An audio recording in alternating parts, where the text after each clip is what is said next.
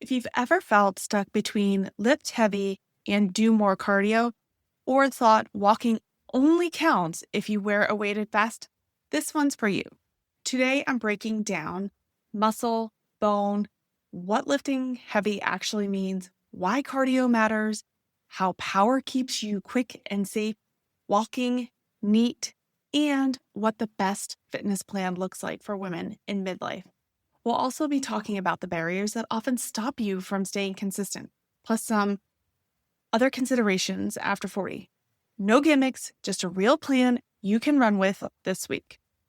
Welcome to Miles from Review, the podcast powered by Catfit Strength, where busy women like you find practical solutions to fuel your fitness journey with authenticity and resilience. I'm Kat, your host, a mom of 2 active boys, a business owner, and an ultramarathon runner, and a strength trainer in her 40s. With nearly 2 decades of experience, I'm here to help you cut through the noise of fads, hacks, and quick fixes. This is a space where we celebrate womanhood and motherhood, all while building strength and resilience and reconnecting with you from a place of self-compassion and worthiness. Whether you're lacing up your running shoes to go out for a run, driving your kids to practice, or squeezing in a moment for yourself, I'm right here in the trenches with you. Let's dive in. Welcome back to Miles from Review. I'm Kat, and in the world of fitness, it really often feels like strength training, cardio, and mobility cannot exist in harmony. It gets framed like an either-or situation. Here's the truth. All of it matters for your health.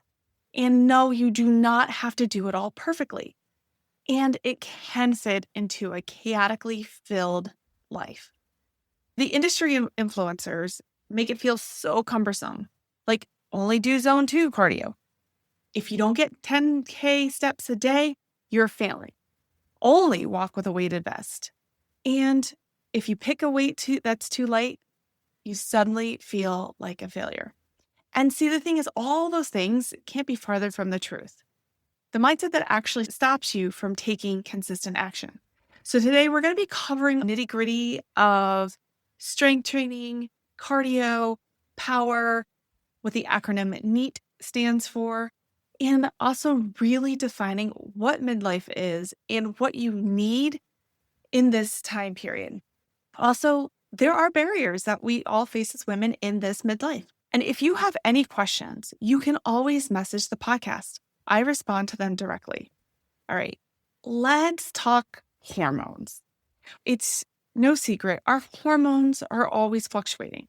Why strength and cardio and the impact they have after 40 is so important has to do with estrogen primarily. So estrogen does more than just regulate your cycle. Your bones, your muscles, your connective tissue all respond to it. And during midlife, estrogen levels shift. Estradiol, the protective form in your reproductive years, starts to decline, while estrone becomes more dominant post-menopause. This change affects muscle maintenance, bone density, fat distribution, and overall metabolism.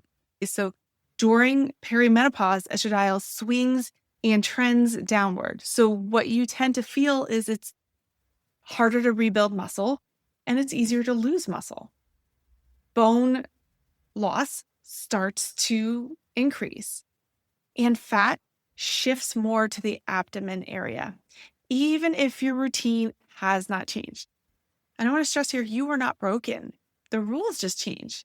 And training is how you adapt. Let's dive into that training. I know that was a super light aspect of hormones, but we're going to really make this about the actual fitness side of it. Muscles and bone only adapt when you give them a reason. So that is why progressive overload, progressive strength training helps with this. You gradually increase the challenge through load, reps, set, range of motion, tempo, and shorter rests. Without that progression, your body just maintains. And with it, your body will upgrade. So think about if you've been doing the same workout, the same amount of reps, the same weight year after year, your body isn't going to change. Your body is fantastic at adapting. So when you first started that routine, it will change because you gave it a stimulus, you gave it a reason to start to change. And with progressive overload, when we change the load, the reps, the sets, the range of motion, the tempo, or shorter rest, this is where we continue to see results. When I tell clients I do progressive strength training, we work on increasing the weight. It can get confused that if you're starting at 5 pounds in a year and we increase, let's say 5 pounds every 4 weeks, you're going to wind up lifting super insane amounts of weight. But that's not the case.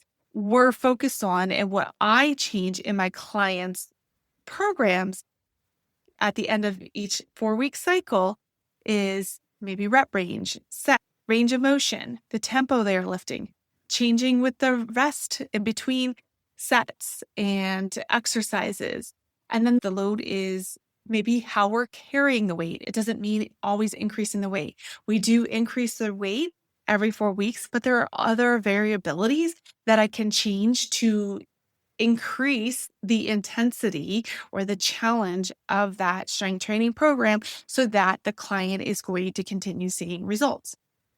In the programming, we are training so that we are feeling better in life. We're feeling stronger. We're easing those aches and pains. We're tapping into that strength that we have in our body and improving upon it. I use big movement patterns, and they do carry over into everyday life.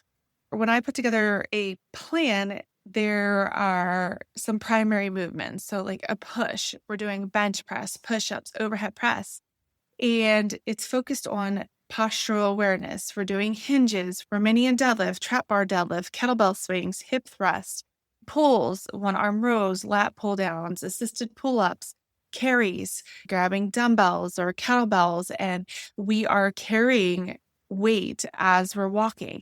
And then there's rotational movements and anti-rotational movements like Pallof press, cable chops, side planks. So those movements all factor into life. Think about carrying 2 grocery bags at your side. If you have to pull something with one arm, you're reaching into the back seat and you have a heavy bag to pull, or you have to push or lift overhead a suitcase into the overhead compartment, picking up a child. There is a lot in everyday life that we want to mimic in the weight room so that we are set up for success and we have a resilient body when we are moving through everyday life. So how heavy is heavy? Lifting heavy it is unique to each person. And when clients start a program, you want to choose a weight that for 6 to 10 reps, it challenges you while you can maintain good form and you are staying safe.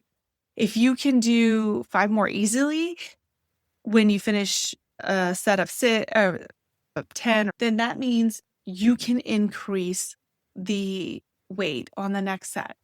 Building that strength is one factor, and that helps our muscles increase, or we maintain that muscle mass and we build on it.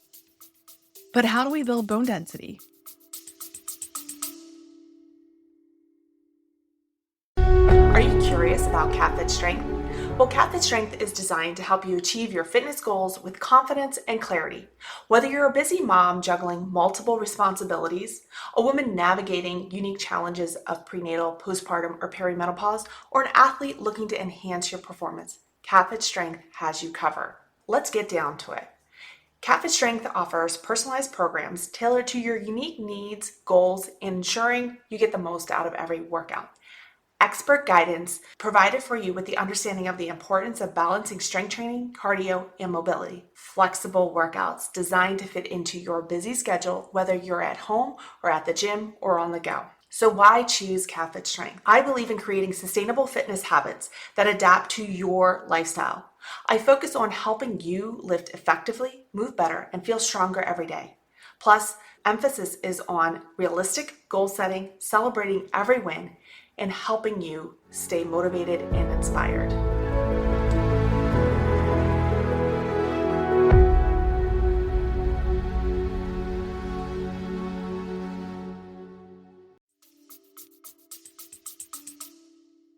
How do we maintain our bone density so we are not at risk for osteoporosis or osteopenia? Power. We need power. We need plyometrics.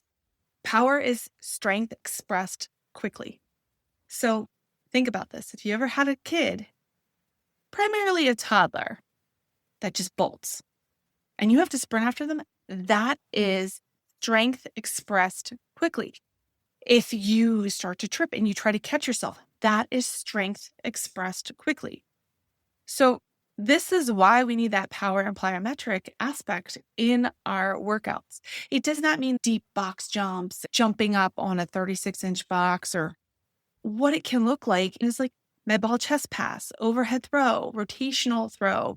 It can look like quick little ankle pops. So you're picking your feet up in little hops on the ground or hopping back and forth with a line there. These things help build that explosive power.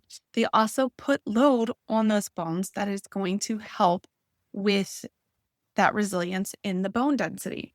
So with plyos, we're not going to be doing a ton. Even when I was an athlete in my prime in college, it wasn't like I had a massive diet of plyos where we did 30, 40 minutes of it. No, you want to keep the volume low, but the quality high. So when I was in college, these are the same metrics that you're going to follow here is 1 to 2 sessions per week. And what we vary there is the actual exercise, the depth of the jumps, the quickness of the jumps. Are we jumping down off a box and holding it to absorb it? Are we jumping off of a box and exploding back up?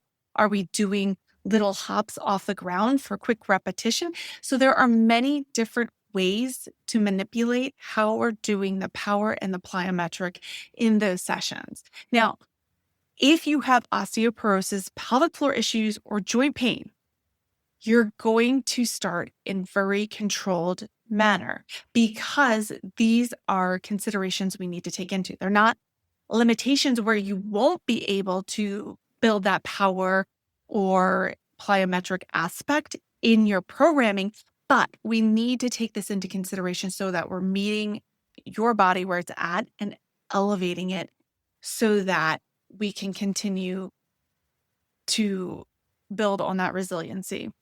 And take a little breather, and we're going to transition into cardio. Cardio trains your heart, lungs, and helps with the efficiency of your blood, your veins, your blood vessels. We want a good, healthy, working heart, lungs, and blood that can efficiently pump around our body. So training helps build and maintains those muscles, which is going to help that metabolic response. Cardio training is going to help your longevity. It's going to help your heart, your lungs, and your efficiency with moving the blood around in your body. It also helps make strength sessions easier. And you don't need to run in order to see cardio benefits. I'm a big runner. If you're a longtime listener to this podcast, you know I run, but walking is the most underrated form of cardio, and it is getting bashed as well as it's getting its time in the spotlight. Some things to debunk here with walking. You don't need a weighted vest to walk. I would argue if you are new to walking, if you are new to strength training, please do not start with a weighted vest. If you are someone who has osteoporosis, osteopenia, pelvic floor issues, joint issues, please do not start walking with a weighted vest. This doesn't mean that you won't ever be able to. I want you to build strength and postural integrity in your body, as well as deep core strength, so that you are not hurting your lower back, adding more compression around that thoracic part of the spine, so around your chest area. These things, if you do not have good core control, good core stability, if you already have joints that there is pain in joints, whether you have arthritis or any other sort of joint challenges, pelvic floor issues as well, we are going to exacerbate this. And it could put you out of commission for walking. My biggest goal for anyone, whether I train you or not, is I want you to be moving for life.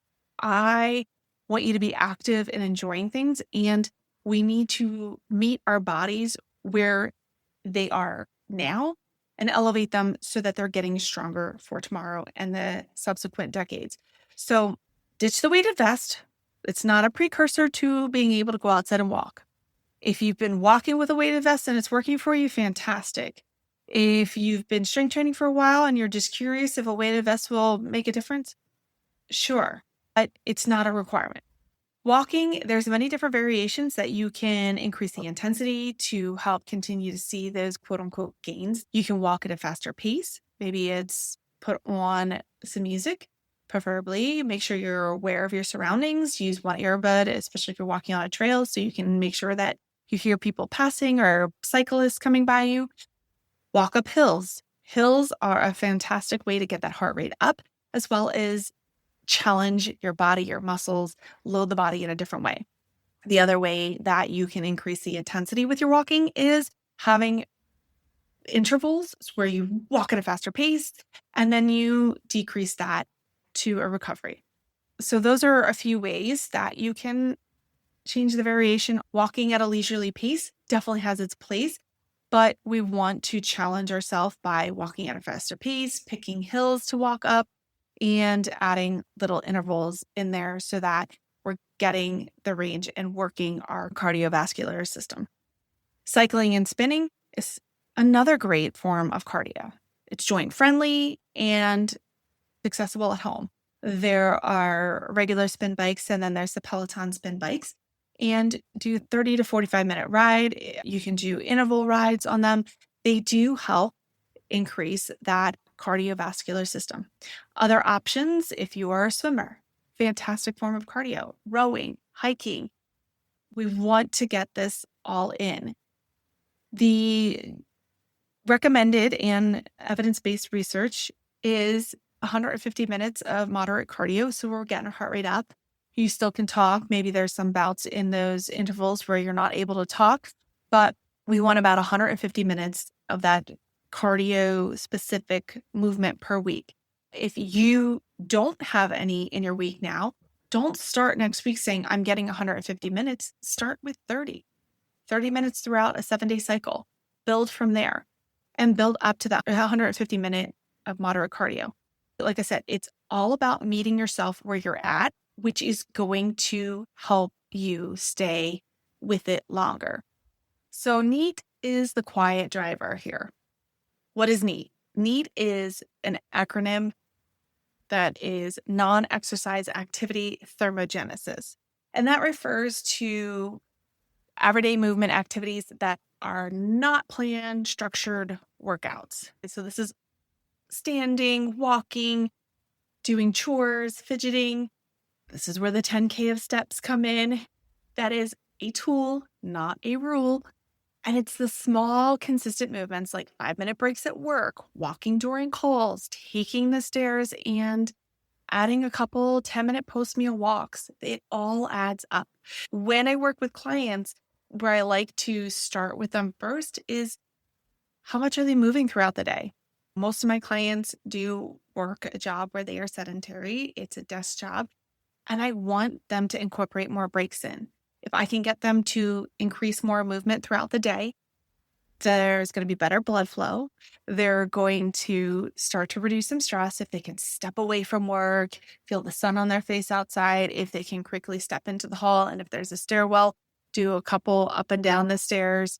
If they can sneak outside after a lunch to get that walk in, it's going to help boost mood. It's going to help boost circulation. It's going to increase overall movement. This is one area, if you're like, I don't have access to a gym, I'm not confident in my ability to strength train, and I walk with friends every morning and that feels great, but I want to do more. Well, look at your everyday. Look at where you can add in more movement in that 9 to 5 and sprinkle it through. Or if you're someone like, I really want to walk more, I'd love to do a 30-minute walk per day, but I don't have 30 minutes. Well, break it down. Maybe you have 5 minutes throughout the day that you can spread that 30 minutes throughout the day.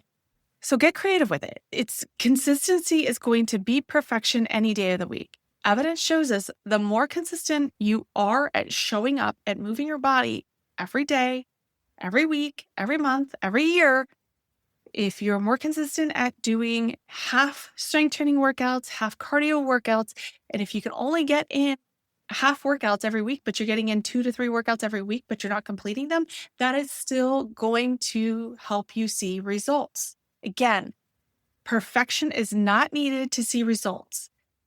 We need to define the results. If you want to train for bodybuilding, well, that's going to require a different energy load. If you want to run a sub 4-hour marathon, that's going to demand a different type of training load. So it's understanding where you are at, what your goals are, and what you can do to make it happen. I trained for ultra marathons. I didn't start out training for them. And one of the things I needed to do when I went into it, it demands a lot of time and energy. I have 2 kids. I run a business, and I jumped into it and ignored. Yes, I'm in the business. I needed to take my own advice. I ignored basic things like stress, recovery, proper nutrition, maintaining a consistent strength training routine, mobility. Was really great at getting runs in, but I started ignoring the other things because I didn't have, dare I say this word, balance in that. And what I was suffering from was perfection. It was if I couldn't do the whole strength training workout, I'm not doing it at all. And when I started put the other aspects in, sleeping better, eating better, stress mitigation, mobility, taking rest and recovery and time off, my training has improved. I got rid of random aches and pains. I'm sleeping better. I'm feeling better, and I can focus more with my clients, with my work, being present with my children. So start where you're at, really understand what you want to do. And this kind of segues into there are genuine barriers that every woman faces. There's time constraints. You have a family, a household, a career. There's competing priorities, motivation. I always say don't put stock in motivation, but it does help you get into a workout. We need to also understand that it can be hard and overcome and push and show up. Fatigue is real. Joint pain, menopausal symptoms are real. Pelvic floor issues are real. And then I will not shy away from this, but there can be cost and access and infrastructure barriers there for not being able to strength train, cardio, have great places to walk, etc. And social barriers. There's limited support and the psychological barriers. It can be intimidating to start a strength training program, as well as feeling like you tried everything and nothing will work. And why will this work this time? So these are things that all my clients have felt, and I help them through this. This is exactly what I do. I build programs that are one-on-one specifically to you to help women in midlife combine strength, cardio, mobility, and balance. Whether you have a home gym or a commercial gym, whether you're a beginner or seasoned, I meet you where you are and move you forward. There are links in the show note, and I'm currently taking on new clients. I'd love to chat with you. So if you want to take action today, here's what I will give you. If you want to start strength training, here's what your routine can look like. Try to get 1 to 2 strength training sessions in per week and a long walk. If you're already strength training, or if you choose to start strength training, choose a weight that will challenge you. You want to move that weight, whether you're pushing, pulling, rotating with good solid form. Add a power move at the start of the session. Little tiny hops. If you do not have any joint issues, look at your NEAT and do 2 10-minute walks after 2 different meals. Keep protein consistent and drink water. We're not here to chase perfection. We're chasing repeatable. All you need is the basics done consistently. To be honest, that is all you need. You want strength training that keeps you capable, and cardio that keeps you durable, and power that is going to keep you quick and safe. Thank you for tuning in to Miles from Review, powered by CatFit Strength. If this podcast inspires you, don't keep it for yourself. Hit follow or subscribe to stay updated on the new episodes and leave us a review to help more women and moms discover this space. Your feedback fuels this podcast, and I'd love to hear what's working for you or what topics you want to dive into next. You can connect with me on Instagram at CatFit Strength or share this episode with a friend who is ready to embrace her strength. Remember, fitness isn't about perfection. It's about showing up for yourself and finding strength in every step of your journey. Until next time, keep moving forward 1 mile at a time.